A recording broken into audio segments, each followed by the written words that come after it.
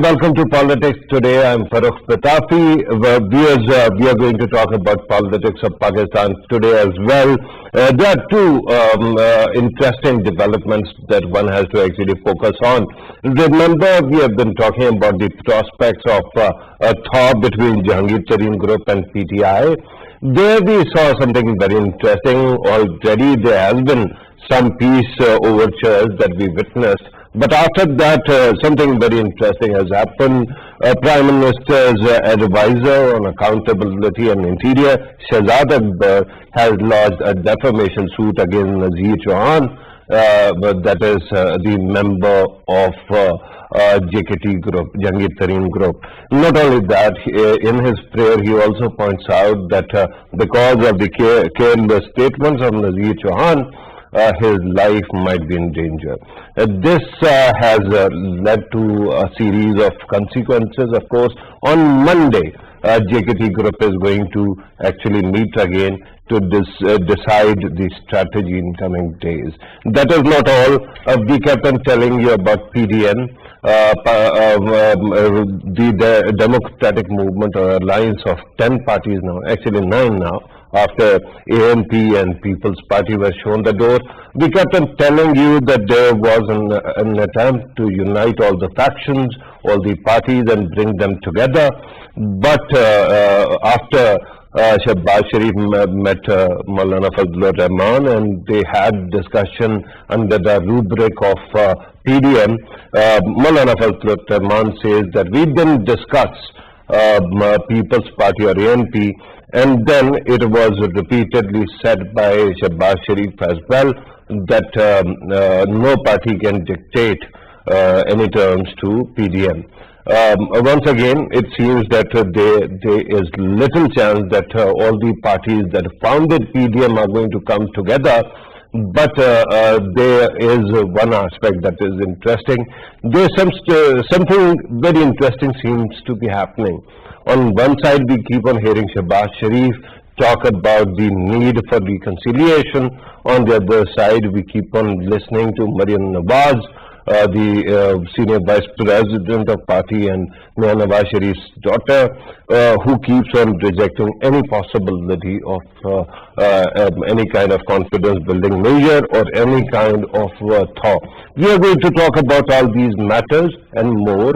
And then, of course, one has to actually take a look at the development agenda of the government, how the government is handling the economy. If time permits, we are going to try to infuse that bit into today's discussion as well. In order to help us understand these issues in the studio, I am joined by Amir Hussain Saab, who is a political analyst, a columnist. Thank you very much, sir, for being part of the program.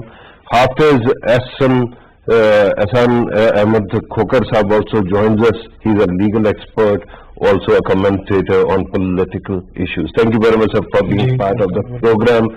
And then on Skype we are joined by Abdul Samad Yaqoob Saab, who is leader of Pakistan Tehreek-e-Insaf. Thank you very much, sir, for being part of the program as well. And from his clearing of his throat, I can notice that he is with us. But let me start with the studio. Amir Hussain Saab, political parties. It seems both the sides are still divided. Why? Government side, opposition. Yeah, I think we have both the parties are not coming to terms on various issues, and we have seen this has been for the last more than 2.5 years. No, but you're talking about government and opposition not working together. Yeah. I'm pointing out that within the government ranks there are divisions, and within the opposition ranks there are divisions. I mean, the government, the ruling party has been has faced serious challenges because it has been a very loose coalition of different persuasions, political persuasions that were put together to make PTI alliance in the government. So it is a fragile alliance, and of course, when in the electoral politics, when the politicians going for the next election, they are going going to their constituencies, and they would like to see the voters are not angry on their performances, so they are actually taking a pragmatic route to ensure that for the next election they will be able to come up with a strong message that the government is not performing well, and they will in the next election perhaps they are taking a detour from the set course of action. Okay. So I think that is what is happening in the government side. The opposition has been not very strong one, because opposition has never been in a position, or has not been deliberately doing anything substantial to dislodge the government, because they see that the government is doing opposition within itself. Hang on. Maulana Fazlul Rahman, Dharna in Islamabad. Then PDM's string of protests, and by the way, PDM is going to resume protesting from July 4th, which is quite interesting. Again, you're saying that they never wanted the government to be dissolved. No, I think the rigor is not there. They do protest, and they have to survive politically for the next elections. But the split to dislodge, a split to say the government is not doing well, because within PDM, within the major alliance out of the 9 parties, the PMLN, the Sharif family has a big rift within it. So when they go to take any action, there are many other ambiguities that are coming forward. And as we move forward, we are going to talk about rifts within PMLN as well. But let me bring in Hafiz Saab. Hafiz Saab, your take on the current situation. I want to actually focus both on the government side and opposition, but let us start first with the government and JKT group. On one side, we saw that there was one-man commission that was constituted to study whether Jahangir Tareen is being victimized by people or not. But then we have seen this issue also on Nazir Chauhan versus Shahzad Akbar. So there seems to be a lot of conflict that is there, and it might not go away. Pitafi Sahab, it is true. Since the Sugar Commission made its recommendations, and then the investigation was carried out by the FIA, and then certain FIRs were registered against JKT, and since then there is a tussle between, according to one side, that they think that this is not a case of sugar, this is a case of other vice. And the other side is saying basically this is a case of those money which are being collected, and it is being sent outside the country. Money laundering. Money laundering, this is the case. But on the serious note, that if there is a law procedure starts, and it starts by the FIA, then there is no value of the commissions. It is only the advisory jurisdiction of the Prime Minister. He asked one of his special assistants to make his recommendation. It is nothing to do with the investigation. It is nothing to do with that point has been cleared by the gentleman himself in his tweets. But the question right now is whether there is a drift, and it is going to pose a challenge to passing of budget at the center or in Punjab. This is the question, right? And this time the attack or the hostilities are open from the center side, that is Shahzad Akbar. If you look at the statements of this group, you are talking about the JKT group, there is not a single statement still now against the Prime Minister of Pakistan or against the PTI, or against they have said anything about the process, that they will disturb the process of the budget. Let's see what they will decide or say on the Monday, because there is enough time still now in the budget. The budget of center will be presented most probably on the 11th of June, and then it will go up to the 3rd or 4th week of the June. So let's see what will happen. But what I am analyzing on this point is that instead to make public statements, this is a legal process. Everyone has to defend in court, and one should not make any statement against each other. Officer, very quickly, you said that Nazir, the JKT group has not made any hostile statements against the Prime Minister. Yes. I heard Nazir Chauhan actually speaking to one of the channels, I mean at 11 o'clock, and he used very derogatory kind of language. I mean, against the PM. Yes, he has made a certain statement against the government, and the working and the governance in Punjab, and he made some statement about the Prime Minister. But as a group, no one has owned it. But as a- Right. yeah. Abdul Samad Yaqub Saab, how united is your party? Okay, there seems to be some connection problem. Let us try to get him back in the program. But till that time, Amir Hussain Saab, how united is government side? Well, I think government side is, as I said earlier, it is on a very fragile, ground right now, Yeah. because there are many factors that have been that are currently on picture. Because people say that one is the performance, of course. Many people say the performance. Right. The other And is speaking of performance, I have to go back to Okay. Yaqub Saab Okay. because he's back. Abdul Samad Yaqub Saab, how united is PTI itself? Perhaps in this talk I have made it clear that yes, there are some rifts between individuals. Like there is some members from Jangiping group, and the other one is mainly Shahzad Akbar. So there is a rift between them. I mean, this is clear, evident. I mean, there are clear evidence now. Nazir Chauhan went below the belt and accused of some kind of religious or raises doubts on the face of Shahzad Akbar. So there are internal rifts. I mean, that is not on the party level, but sort of individuals acrimony, I believe. So I don't think that.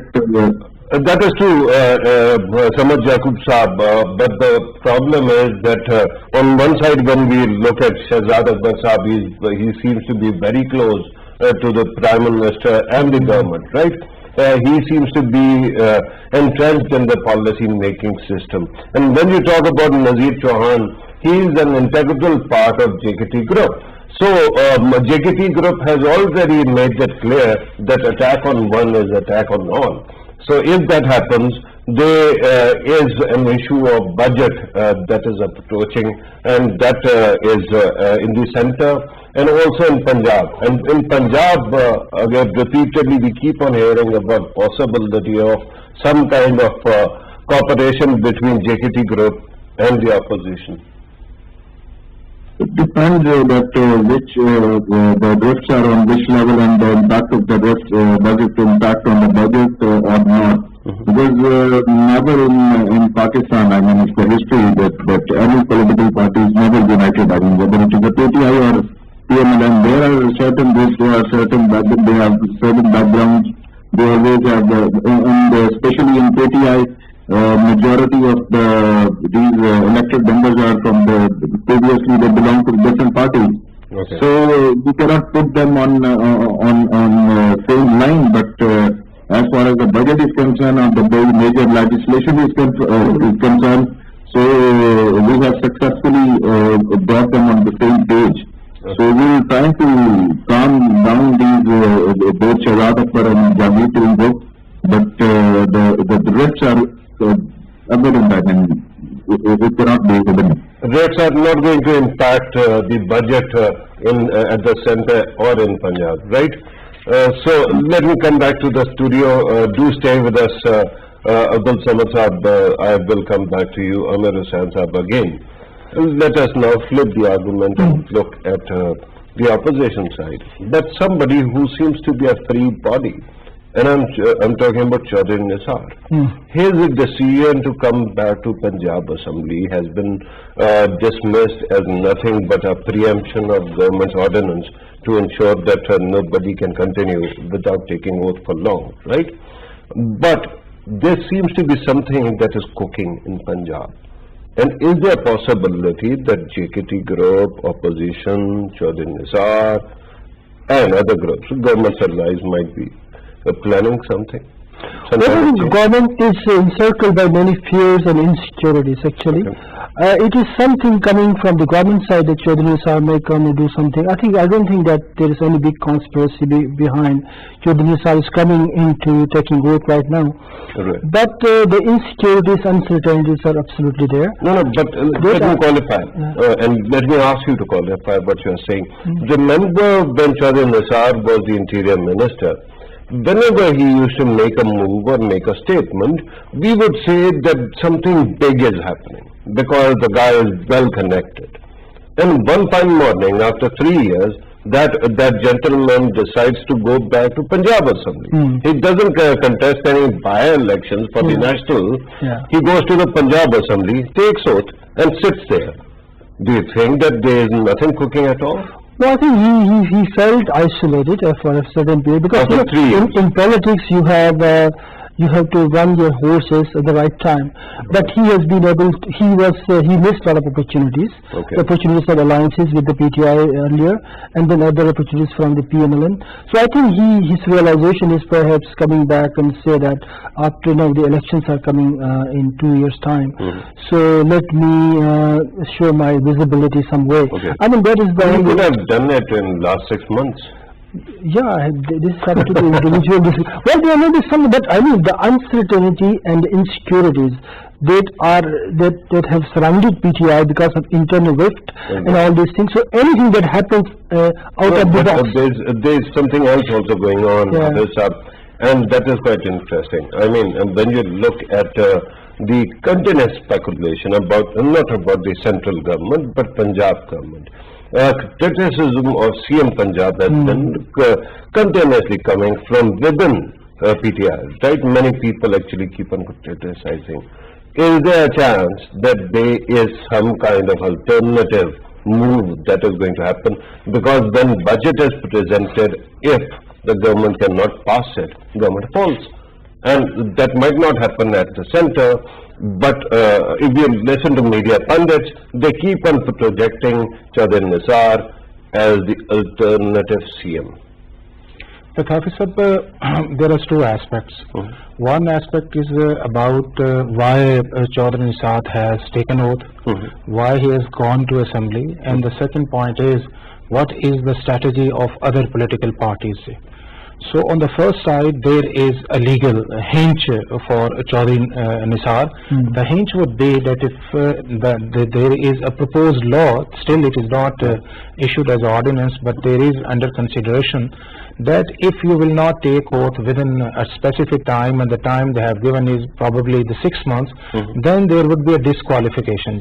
And disqualification debars the elected or the person who has not gone for taking oath in assembly for the next election. So this is the point, and this point has also been explained by Chaudhry Nisar when he went first time to the provincial assembly, and he explained that why he has come on to Punjab assembly for oath. The second point is there is only one political party which is a big party as opposition in Punjab, and the leader of the opposition, he also in Punjab, Mian Shahbaz Sharif, he has also went on TV and said that there is no such interlinked or there is a communication between him or Chaudhry Nisar. And the second in the Maryam Nawaz has also made a public statement that even Nisar himself, we can understand Maryam Nawaz's statements, right? When she says it, because her faction is quite different and it is like very boisterous. When you talk about Shahbaz Sharif, and when you talk about Chaudhry Nisar, if they have any plans, are they going to tell us immediately? No. They will not tell, but until there would be a blessing of a person who is sitting outside Pakistan, this is more important. And the statement given by his daughter, this is a statement of a person who is sitting outside Pakistan. So in that situation, it is not possible. On the other side, that if you talk about the friction, or there is a fraction of a group of PTI, then it would be useless for Chaudhry Nisar or the party, because they would not be be able to get a majority in the assembly. So let's see that the first budget will be passed by the National Assembly in Pakistan, and then there would be a turn of the provincial assemblies. And I probably hope that in that situation, in 1-2 months, the government will control all these situations. Government will be able to manage the situation. Abdul Samad Saab, again, we are talking about Chaudhry Nisar, and there were reports that perhaps PTI doesn't want him to take oath, and there was a possibility that there might be something that was cooking, but he has taken oath. He used to be very close to the Prime Minister at one time also. Is there ever a chance that he might be actually joining your party eventually? Well, no, I don't think so that we are going to join the PTI, but I do agree that there is something which is cooking. I mean, the elected member Chaudhry Nisar, who didn't take oath just because he rejects the election results, and then after 2 years he woke up and suddenly came back, and perhaps he got some assurance from someone that he can be a major player, which I don't think so. But I believe that he got some surety from some person, or I don't know name. Some elements, okay. But again, that might be so. But here's a question. This idea, and I mean, it disturbs me that if a working man doesn't show up for his job for 2-3 months without any notice, then they are fired usually, right? But an MPA, or for that matter, in a Sagdar's case, a senator never takes oath of office for 3 years, and yet they can come and take oath, and there's nothing legal to bar them, minus the ordinance that the government might be proposing.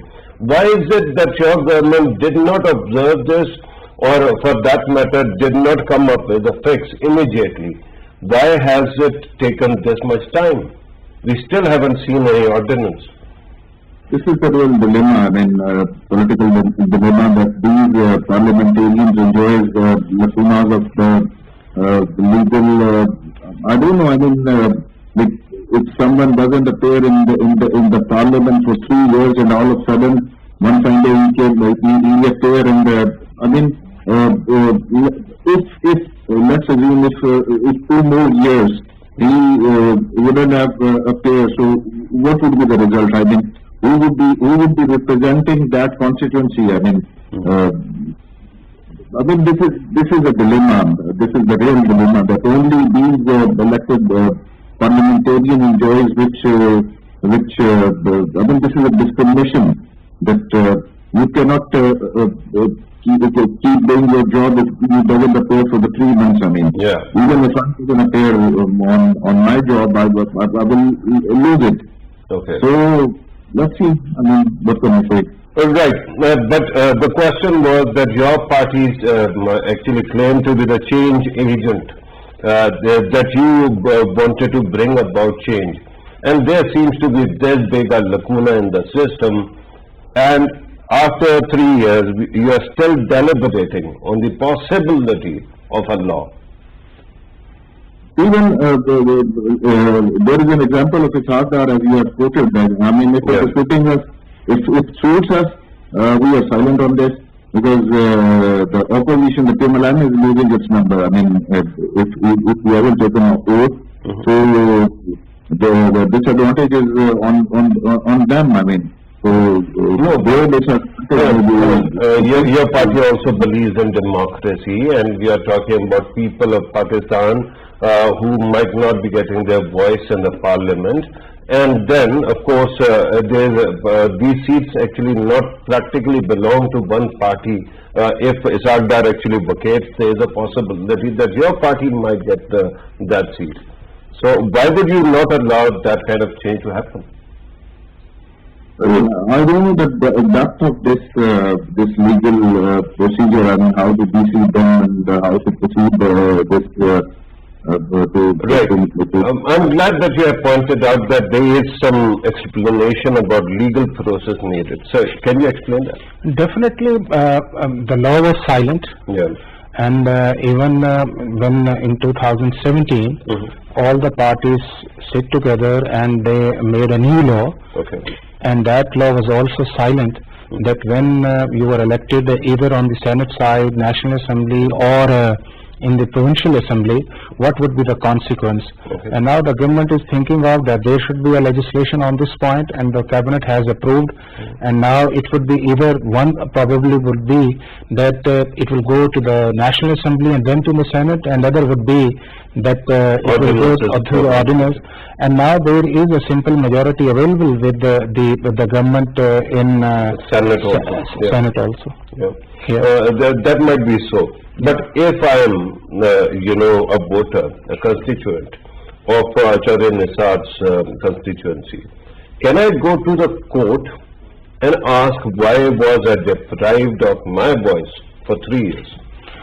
And why is there no penalty for the gentleman who abused my vote like this? You can only go to the court under the writ jurisdiction when there is the infringement of your right. Okay. But here in that particular case is the law was silency. So the court only would ask to the election commission to take the steps on the legal side that if in future something would be happen. That is true. Yeah. But my question is about deprivation of my rights for 3 years. Yeah.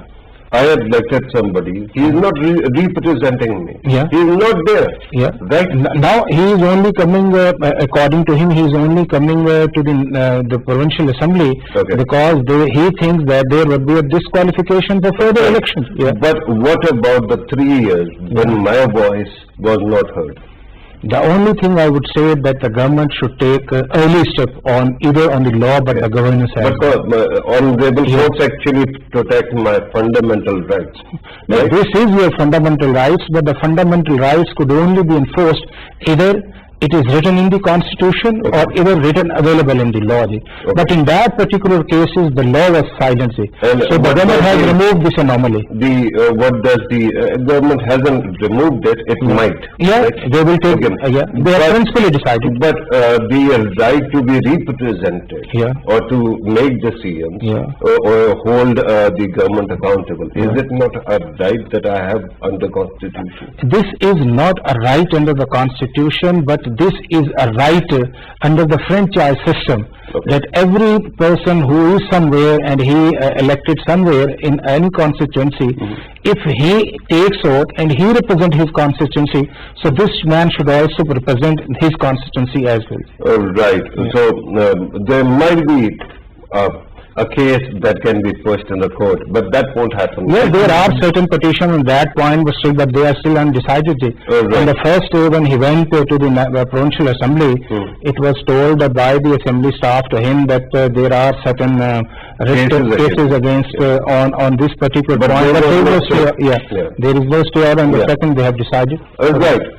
So, Ahmed sir, now let us talk about PMLN. I have this theory that in 2018, the biggest reason why PMLN lost was not PTI, not any other factors that they keep on highlighting, but the competition within the party. Because the family of Nawaz Sharif and the family of Shehbaz Sharif are at loggerheads. And earlier, and at 120, when Mariam Nawaz's mother was actually contesting, at that time Shehbaz Sharif and Hamza had boycotted, right? And they were nowhere to be seen, and therefore the numbers were quite down. And then in the national election, it was a case with Shehbaz Sharif, because he would have been the PM if he would have won, and that's why half of the party was not cooperating. Right now it seems that the same competition, Hamza-Mariam competition, seems to be playing out. Do you think that there is a possibility that PMLN can get its act together? Well, I think the complexity lies in the two different perspectives of looking at the future course of action. Okay. Nawaz Sharif camp is more into going a radical change within the system, which is not, which is not the case in Shehbaz Sharif and his camp, Right. because they see that the politics is ultimately the electoral politics is all about making space within the system and trying to, negotiate with They're everyone. radicals. So they don't want to go radical. Nawaz Sharif is a radical. Nawaz Sharif wants to see a fundamental change within the governance, mode of governance. Yeah, but he has Then been, he doesn't hang on. yeah. His revolutionary streak, last when he is in opposition. When he comes into the government and he has I been mean, Prime Minister, So there is a contradiction. that goes away. There is the contradiction that kept him away from. Are you sure that the competition or the clashes within the party are basically because of ideology, not because of who is going to be the PM after Nawaz Sharif? I don't think there is any strong ideology. The government. But we were talking about a radical being and reconciliation. Because the image they want to give to the voters. Voter will be driven by both ideology and your interest. Okay. So they are trying to create some sort of image. The Sharif camp is trying to create an image that, well, we want to do an ideological, radical stance. But I think that doesn't seem to work, because the majority of the electoral politics, when you talk about the pragmatism in politics, people would go to their constituency, people will see that the interests are being served by the people, and then those who want to contest the elections would not, will not rock their boat. So rocking the boat in the system is a different thing. And if you want to do a radical transformation in the system, then there are ways if you come through the parliament. In parliament is a space where we can do a lot of things. Yeah, but the concern is not radicalism, or is it radicalism and it is not about Mariam becoming, after Nawaz Sharif becoming the PM, or Hamza becoming? There is also family, the clashes driven by material interests, of course. So that might be the highlight. Yeah, there may be high, but the image you want to create. Very quickly before I go there. I think I'm a legal expert. I can only speak No, on but I understand you this is the internal issue of a political party, and everything now is saying on this subject. The final decision would be Nawaz Sharif. Yeah, but have you not observed anything? You have seen it is clear on the media, and it is clear by the strategy of a political party that they are following the directions of Nawaz Sharif. Nawaz Sharif, who is disqualified, who is sitting abroad, who has been declared an absconder and a proclaimed offender. You are talking about. But he is running a show. Right. Yeah. And what does it say about our system? This is the problem. This is the problem, that the system should be in a way that there should be certain legislation on this point. There are governance issues, there are economies issues we should talk about, there are certain fundamental rights issues. So this is the area where the government has to work. Thank you very much. You gave me just the next plug for the next question. Abdul Samad Yaqub Saab, since we have also already talked about the factionalism within parties, let me ask you again regarding your government's agenda to bring about a reform. Because at this moment, when you listen to the media, they keep on criticizing the government for not delivering enough. What is your take, sir? The question, kindly, can you repeat? Yeah, it was a long one, so it will take me a lot of time. Let me ask you to actually elaborate the government's economic agenda in coming days. What are going to be the priorities for the government? Well, as per Modi's report and as per indications by international institutes, at the moment, I mean, all the signals are positive. I mean, economic signals are, and we would like to carry on, and we would be focusing on the GDP, which is now around 4%. We after getting out from the COVID situation and then post-pandemic situation, every country will be focusing on the GDP growth rate. So at the moment we are satisfied. the government or the interest is which is being paid by the government, but exports are better.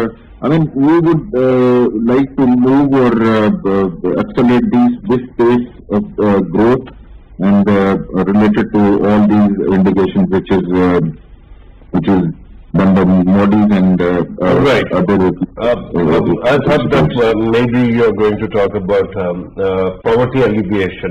But let me ask you one last question, because we are moving towards the end of the program. And the question is about Punjab government. Do you think that it is safe?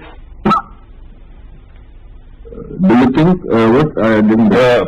Whether Punjab government is safe now, or there is still a possibility of some kind of surprise? Well,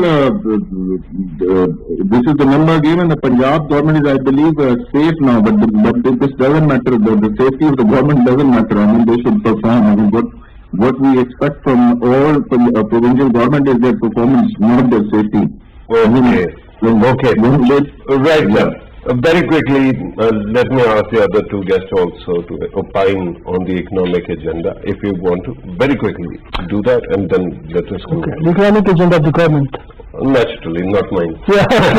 So I think the economic agenda, government must now focus on, sustainable, inclusive growth strategy, which is not coming forth. And I think on the one side you have the SAS program, which is doing well, but on the other side, the larger macroeconomic picture is still to be clear. And I think you have to go with the robust policy and forget about all other issues. Now focus on the performance, economy. Go forward. You have 1.5 years to perform and show The things. macro picture will be clearer by the time economic survey is presented in a couple of Yeah, months. there's one thing. Another thing is that the public opinion that must be taken into consideration. Right, Kogar sir, your conclusion. I would only say three things on this side. One is that there should be a slash in tax rates in Pakistan. The second would be that if you are going the numbers, that there is expectation that overseas Pakistanis by the end of this financial years will send us $29 billion US. So this is the area the overseas Pakistanis are a big assets for Pakistan, and Pakistan is one of the fifth largest having diaspora outside Pakistan. And if you see the progress of different countries like India, like Malaysia, like Turkey, and even like the Bangladesh, their diaspora has contributing a lot. And the third area, the government should focus on the direct investment in Pakistan, the FDI, because it is more important that if you have on the other side, you have a remittances around $29 billion US, and you have less than $1 billion, and the last would be on this side, the government should also take on the Russian digital accounts to ease out certain areas to respond to this, because this is another area where we have got $1 billion in a short time. Thank you very much, sir, for your valuable input. Let me remind our viewers that this time when I asked you about economics, you didn't say that I am a legal expert.